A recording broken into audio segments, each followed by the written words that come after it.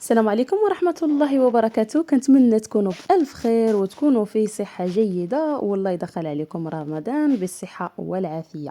اليوم إن شاء الله غادي نصاوب معكم شباكية ولا أروع. كتجي شاربة العسل، مجعبة، وكتجيه شيشة خفيفة. أكيد إلا جربتوها غادي تنال الإعجاب ديالكم بطريقة اللي هي سهلة. إلا عجبكم الفيديو كتجي خلوا لي لايك، واللي مازال ما اشتركش في القناة يشترك ويفعل زر الجرس باش يوصلوا دائما الجديد. وبلا ما نطول عليكم، بقاو معايا باش تشوفوا المقادير وطريقة التحضير.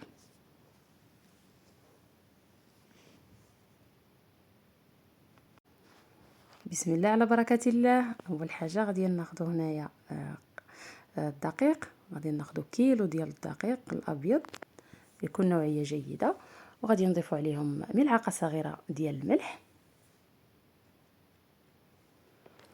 ملعقه كبيره ديال القرفه اللي كتكون مطحونه جيدا، وملعقه ديال النافع حتى هو كذلك مطحون جيدا، يعني مطحون حتى منيل. عندي هنايا كأس ديال الزنجلان حتى هو كيف ما شفتوا طحنته مزيان حتى طلق الزيت ديالو، ما يعادل 120 غرام ديال الزنجلان اللي غير صهدته وطحنته. عندي هنايا كأس ديال اللوز مطحون بالقشور ديالو، ما محمر ما والو، ما يعادل 120 غرام ديال اللوز. عندي هنايا كأس غير ممتلئ ديال الزيت النباتي. عندي هنايا كأس غير ممتلئ ديال الزبده اللي مذابه حتى ولا اللون ديالها هكا، وتبخر ليها داك الماء ديالها والحليب. من بعد غادي ناخذوا هاد العناصر كلها وغادي نرملوهم هكا مزيان. كنحاولوا نرملوهم هكا مزيان حتى دوك يعني هذوك الحبيبات ديال اللي مطحونين حتى هما كنرملوهم مزيان حتى كينسجموا لينا مع الدقيق كيف ما شفتوا على هذا الشكل هذا. ومن بعد في هذه المرحله هذه خليت انا ليله كامله، يعني غطيته ببلاستيك غذائي وخليته يبات هكا باش تسهل عليا حتى العمليه وتوفر عليا حتى الوقت. بالنسبه دابا باش غادي نجمعوا العجينه ديالنا، عندي هنايا 80 مليلتر ديال الخل، يعني نصف كأس ما واصلش ديال الخل، غنوضعوه في كاسرونه. وعندي هنايا ماء الزهر ما يعادل هاد القرعه اللي عندي هنايا، عندي فيها 245 ديال ماء الزهر، يعني واحد الكأس وفيت الربع. من بعد غادي نضيف الملون الغذائي، ممكن لكم تعوضوه بالزعفران، وغادي نحطهم على النار اللي نخليهم حتى كيدفاو غير شويه. وغادي نضيف هنايا مستكه حره اللي مدقوقه مع واحد شويه ديال السكر، غير واحد 5 الحبيبات هكاك. وعندي هنايا الخميره ديال الحلويات ما يعادل 8 غرام حتى هي غنضيفوها. وغادي نضيفو صفار بيضاء،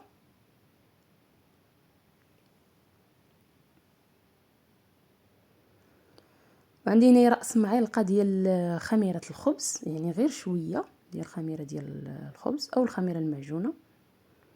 من بعد ما سخنت غير شويه هذوك الخل مع الماء الزهر غادي نضيفوها هكا على الخليط صافي. وغنبدا نعجن في العجينه ديالي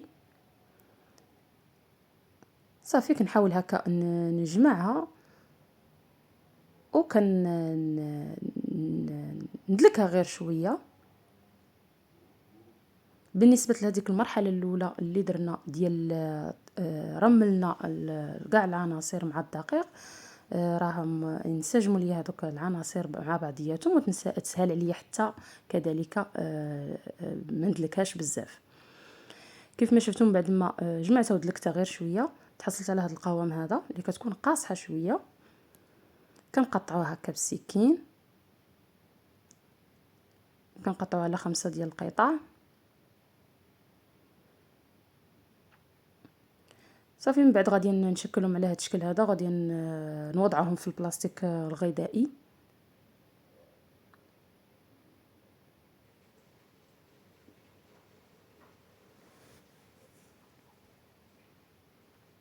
كنوضعهم هكا في البلاستيك الغذائي نخليوهم. ما غاديش نخليهم حتى كيرتاحوا، يعني غير هكا. صافي من بعد غادي نبدا نطلق بالدلاك.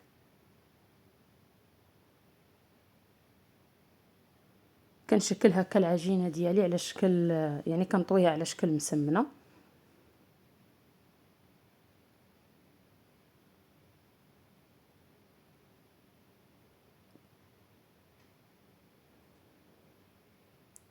غادي نشكلهم كاملين بنفس الطريقه، وكنوضعهم هكا دائما في البلاستيك الغذائي باش ما يبسوش ليا، حيت الا ضربهم البرد راه غادي يبسوا، غادي يبداو يتقطعوا.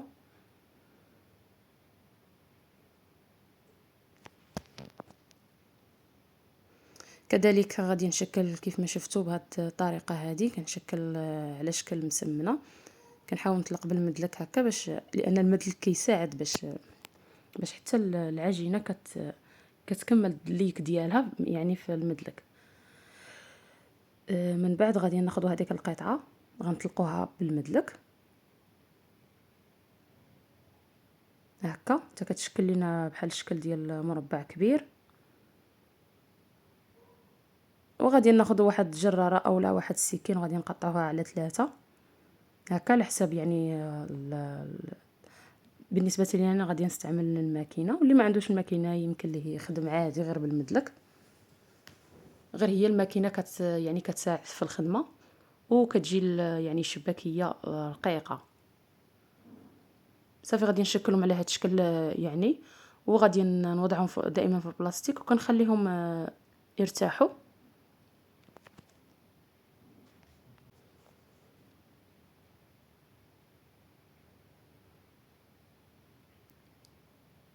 من بعد ما كنشكلهم على هاد الاشرطه كيف ما شفتوا، كنخليهم عاوتاني في البلاستيك، وكناخذ هذيك القطعه وكنطلقها على هذا الشكل هذا شكل طولي. ومن بعد غادي ندوزها في الماكينه. نتوما على حسب كيف ما بغيتوها، رقيقه بزاف اولا شويه، على حسب الماكينه اللي عندكم، اولا ديروها غير بالمدلك. صافي من بعد غادي ناخذ الجرار العادي وكنبداو نشكلوا في القطع. كندير انايا 1 2 3 4 والخامسه كنقطعها، 1 2 3 4 والخامسه كنقطعها. يمكن لكم نتوما ديروا يعني الحجم اللي بغيتو، صغيره كبيره اللي بغيتو نتوما على حسب اللي بغيتو. هكا كناخذها كيف ما شفتوا كنقلبوها، وكناخذوا هكا هذوك الاشرطه جوج وكنوضعهم على الاشرطه الثانيين كيف ما شفتوا راه في الفيديو موضح. وغادي ناخذ هذا الشريط اللي كيشيط لينا كنوضعوه هكا في الاخير، وكنضغطوا مزيان باش ما تحلش لينا ملي نبغيو نقليوها. صافي وكنحلوها على هذا الشكل هذا، وكنزيدوا نضغطوا هذوك الجوانب مزيان، واللي شاطوا لينا كنقطعوهم هكا بالجراره. صافي تشكل عندنا شباكيه زوينه، يعني بهذه الطريقه ديال التشبيكه اللي هي ساهله.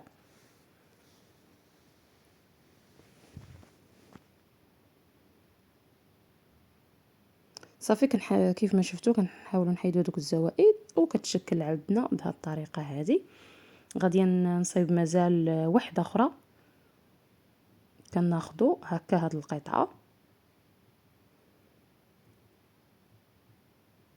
كيف ما شفتوا كنقلبوها على الجهه الاخرى، ومن بعد كناخذوا هذوك بجوج الاشرطه كنوضعوهم فوق الاشرطه الاخرين، وهذاك اللي كيشيط لينا حتى هو كنقلبوه وكنوضعوه هكا، وكناخذوا هذوك الجوانب وكنضغطوا عليهم مزيان. صافي وكنشدوها وكنقلبوها على هذا الشكل هذا، يعني كتشكل معانا بسهوله. صافي والزوائد كنحيدوهم هكا، وكتحاولوا تضغطوا عليهم هكا من الجناب مزيان باش ما يتحلوش ليكم.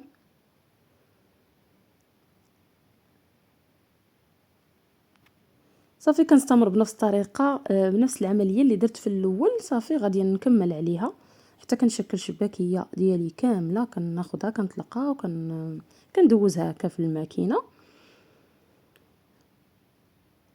صافي كنستمر بنفس يعني الطريقه اللي كنت كنديرها في الاول. كناخذوا دائما هاد الجرار هذا العادي، كنشكلوا هكا واحد جوج ثلاثة أربعة، والخامس يعني شريط كنقطعوه الخامس. وكيف ما شفتوا كنقلبوا على الوجه الاخر، يعني ما كنخلوش على الوجه اللي سرحناه فيه. شوفوا مزيان كيفاش يعني هكا الا بغيتي توضعوها هكا فوق سطح العمل باش تسهل عليكم اكثر. بنفس الطريقه كنوضعوا جوج الاشرطه فوق الاشرطه الثانيين، وكنقلبوا داك الشريط الاخر. صافي وكنقلبوها هكا بهذا الشكل هذا، كتشكل عليه تشكل لينا بكل سهوله. صافي كنضغطوا عليهم من الجناب مزيان، وهادوك الزوائد كنحيدوهم هكا باش يبقاو لينا يعني مطراسين مزيان. صافي وهذا هو الشكل اللي كنشكل عليه وكنكمل عليه. صافي نتلاقاو باش غادي نطيبوها. من بعد ما كملتها كامله، عندي هنايا المقلاة اللي كتكون يعني شويه غارقه، وغادي نوضعوا فيها الزيت كيف ما شفتوا بكميه كثيره باش تقلى لينا مزيان. كنوضعوها على نار اللي كتكون مهيله غاديه المتوسطه، ما ديروش العافيه يعني مجهده، لان ما غاديش طيب لكم مزيان، غادي غير تحرق لكم. كيف ما شفتوا غادي نوضع الشباكيه ديالي هذيك اللي شكلت في الاول، لانها هي اللي كتكون يعني نشفات. صافي كنوضع الشباكيه ديالي هكا في المقلاة.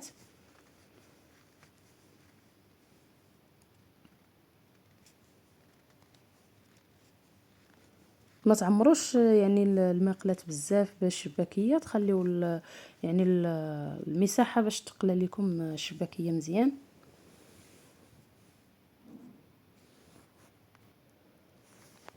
من بعد ما وضعتها كنخليها على النار اللي كتكون كيف قلت لكم مهيله غاديه متوسطه.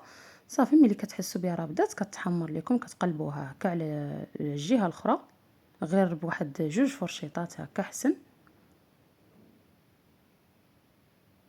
ملي كتاخذ واحد اللون اللي كيكون ذهبي كتقلبوا على الجهه الاخرى وكتخليوها حتى هي حتى كتاخذ اللون الذهبي.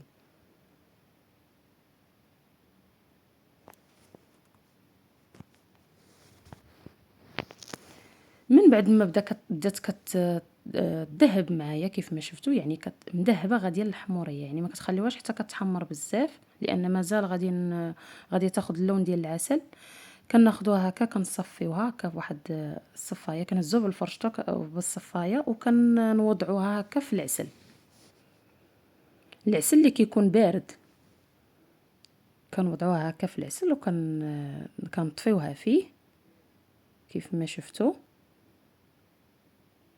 هكا، وهي يعني كتكون سخونه باش كتشرب هذاك العسل.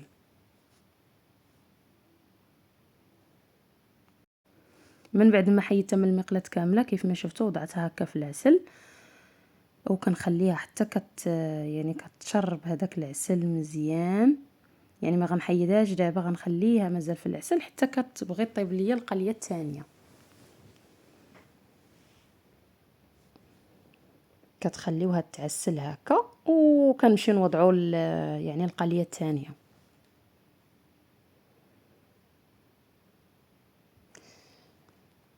من بعد كنوضعوا القليه الثانيه ديال الشباكيه وكنخليو الاخرى مازال كتعسل.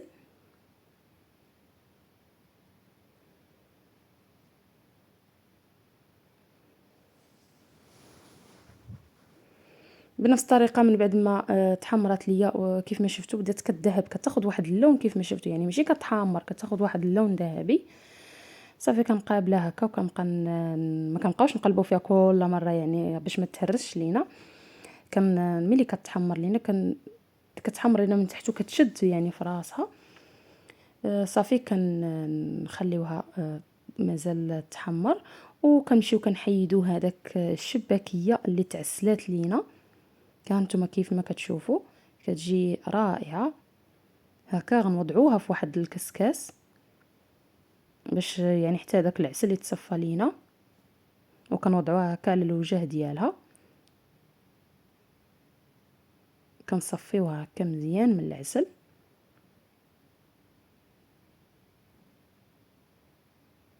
وكنوضعوها هكا وغادي نرشوها هكا بشويه ديال الزنجلان من الفوق. وصافي بنفس الطريقه غنستمر، غادي نبقى نطيب في الشباكيه ديالي حتى كنساليها كامله دائما بنفس الطريقه.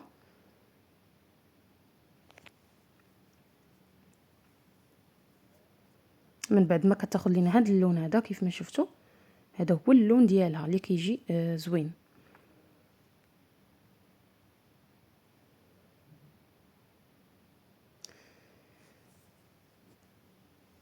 صافي من بعد غنكمل الشباكيه ديالي وغنتلاقاو باش نشوفوا الشكل النهائي ديال الشباكيه. وكيكون هذا هو الشكل النهائي ديال الشباكيه ديالنا من بعد ما ساليتها كامله كيف ما شفتوا. كتجي ولا اروع، كتجي مجعبه شاربه العسل وهشيشه. كنتمنى تنال الاعجاب ديالكم، وإلا جربتوها اكيد غادي تنال الاعجاب ديالكم. كيف ما شفتوا انا غادي نقسم معكم وحده كتجي خفيفه ويعني وشاربه العسل وكتجي روعه روعه. كنتمنى الفيديو ديال اليوم يكون نال الاعجاب ديالكم، وما تبخلوش عليا بلي لايك، واللي مازال ما اشتركش في القناه يشترك ويفعل زر الجرس باش يوصلوا دائما الجديد. والى فيديو قادم ان شاء الله. بسلام عليكم.